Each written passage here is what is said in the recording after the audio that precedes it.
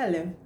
So in Luke 19, we meet Zacchaeus, a chief tax collector, in a town as Jesus traveled on his way to Jerusalem. And he traveled along with many people who were going up to Jerusalem for the Passover, but he obviously knew that he was traveling to Jerusalem to his death.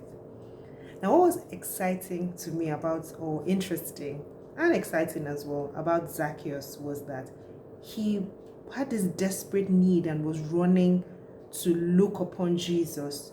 But he wasn't searching him out because he needed anything from him. It was just curiosity. Now, most people that followed him wanted to be healed or wanted, something done for them. But he was like rich in all his, by all standards. He was, after all, a tax collector, and he just wanted to, see Jesus. And Jesus, as we know, came to seek out the lost.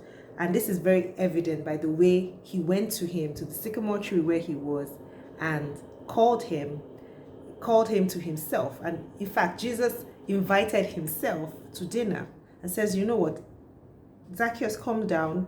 I'm coming to your house today. I will be at dinner and I will be staying with you. And he obviously knew that his presence in Zacchaeus' household would change things, would change everything, and it did.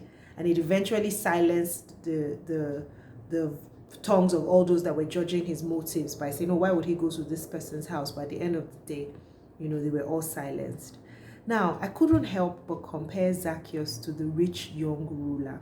Remember, we read about him a few chapters back. Now, Zacchaeus recognized all he stood to gain with Jesus, and he didn't hesitate to immediately say he'll give away everything, and follow Jesus, while the rich young ruler only saw the things that he stood to lose. That was a very big difference between the both of them.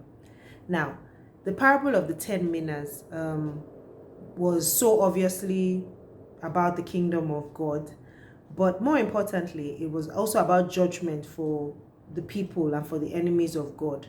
And I thought that was a significant lesson. In Luke's account of the triumphal entry, did you notice that it was just a colt involved? Unlike Matthew's account that had like a colt and a donkey. Well, nevertheless, this whole story was in fulfillment of the prophecy in Zechariah 9:9, where they said he will come and he'll be riding on a colt. Now, the joyful praise of the people and the disciples especially in verse 38, where they said, blessed is the King who comes in the name of the Lord, is from Psalm 118, verse 26. And it's in fulfillment of Jesus's words in Luke 13:35, where he was lamenting over Jerusalem. And he said that they were forsaken and wouldn't see him until they said those words. Blessed is the King who comes in the name of the Lord. He still wept over them because they still didn't recognize him and know who he was. And he prophesied the destruction of Jerusalem, which would happen about 40 years after his death and resurrection. Now here's my hashtag getting to know God lesson. Jesus came to seek and save the lost. He's the active agent in our salvation story, and he's worthy of all our praise. In verse 40, he told the Pharisees that the disciples kept quiet, that if the disciples kept quiet, I mean, when they were saying, when they were complaining about what they were saying, he says that the very stones would cry out. Nothing can hold back his praise, so why don't we just give it to him anyways? Thank you for joining me today. Tomorrow I'll be sharing lessons from Mark 11 and John 12. And I look forward to doing this, God willing, with you tomorrow. See you here. God bless you. Bye.